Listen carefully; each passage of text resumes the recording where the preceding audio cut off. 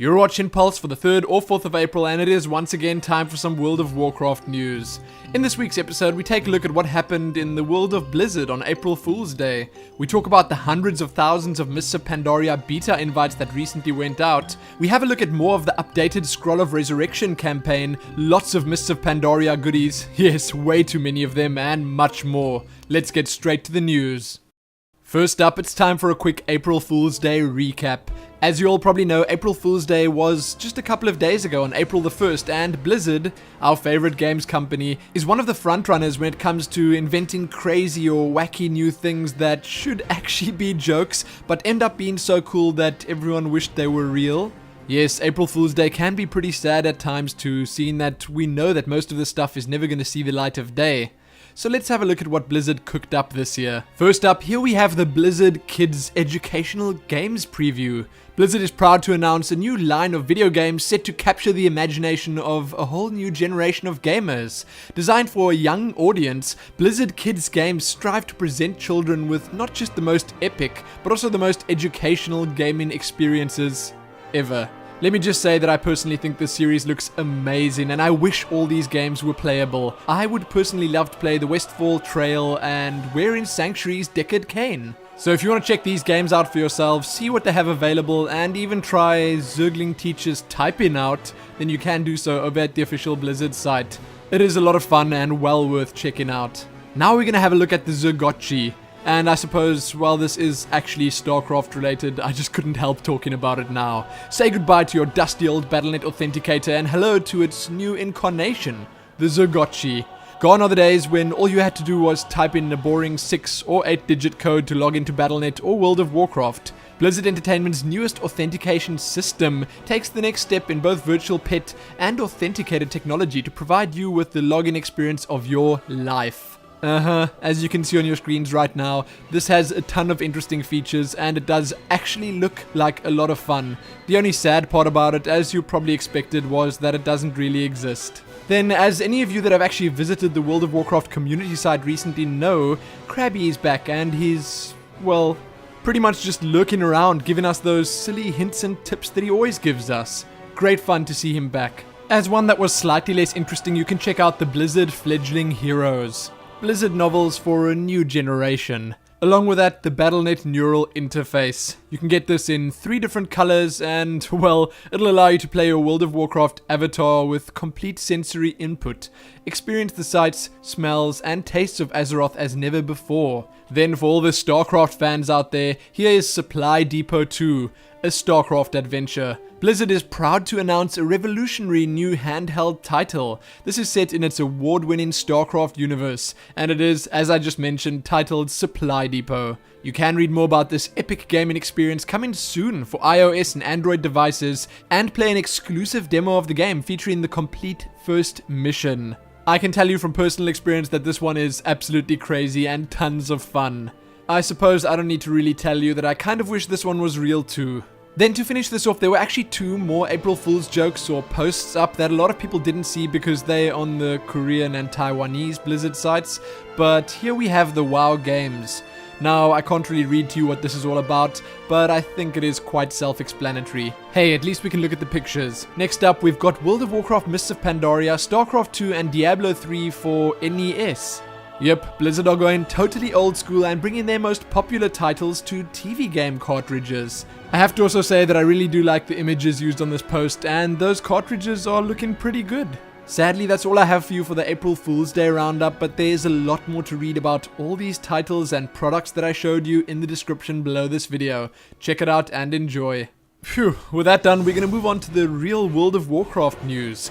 First up, 100,000 annual pass invites to the Mists of Pandaria beta are on their way. No, wait. 200,000 beta invites have been sent out. Huh? Wait a second. 300,000 Mists of Pandaria beta invites were sent out over the past couple of days. Blizzard do mention that it might take some time for all these invites to go out, so you must just keep checking back at your Battle.net account management page and hopefully it'll be there soon. If it's not already. And I gotta say that from personal experience on the European beta server, it seems like everyone received their invites just fine. The servers are packed and I've never seen that many pandas in one place before. It is just too crazy.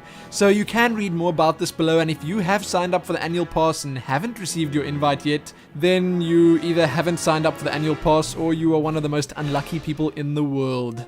If any of you guys and girls are in the beta right now, let me know what you think. I'm very happy with the fact that Blizzard are constantly adding new stuff for us to do in the beta.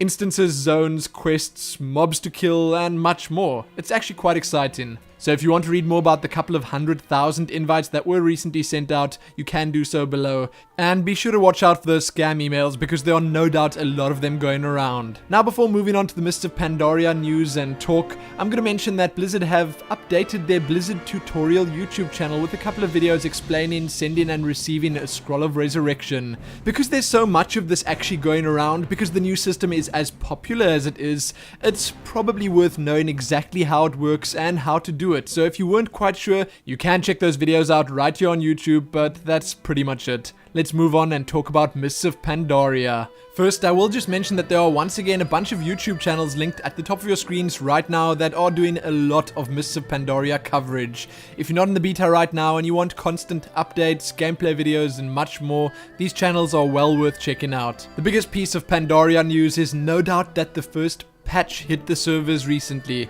Along with this patch came an updated character creation screen, new tier sets to be data mined, vendor filters, and the first 2 zones in Pandaria are now open. To get to them, all you need to do is talk to the Portal Panda.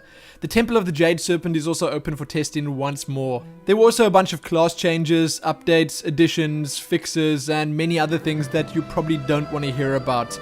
But even though that was the biggest piece of news, there's still a lot more to talk about. The guys over at MMO Champion have 5 new dungeon videos up, just previewing a bunch of the dungeons that we don't actually currently have access to. Then they've also got a very interesting, and I will warn you, spoiler-filled Ruins of Theramore preview up. The world map now shows quest markers. You can see even more Cloud Serpent mount videos from the guys over at MMO Champion, and these are again well worth having a look at because that mount is just too beautiful. Then both MMO Champion and Wowhead have yet more pet battle system and pet journal previews up. They have managed to dig up a bunch of cool stuff like how you're going to hunt wild pets, how the actual interface is going to look, and the different pet types in the game.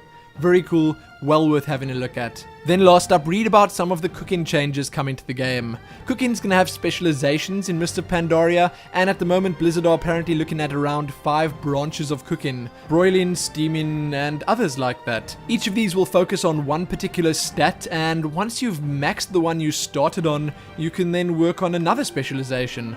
Sounds good to me, and I think all the chefs out there are gonna be very happy to hear that. That is all I'm going to be covering in the Mists of Pandaria updates. There's a lot more linked below, so if you want to do some exploration, you know where to look. Now let's move on to the World of Warcraft Smalls. First up, over at the official site, there's an art gallery update to have a look at. See the latest Corehound Pup screenshot contest winners. Mega Bloks have revealed their Summer of 2012 World of Warcraft product line. Be sure to check out the new Blizzard Facebook timelines. The latest War College post is up, this one focusing on Eye of the Storm. And then right here on YouTube, you can have a look at a parody titled Content That We Used to Run.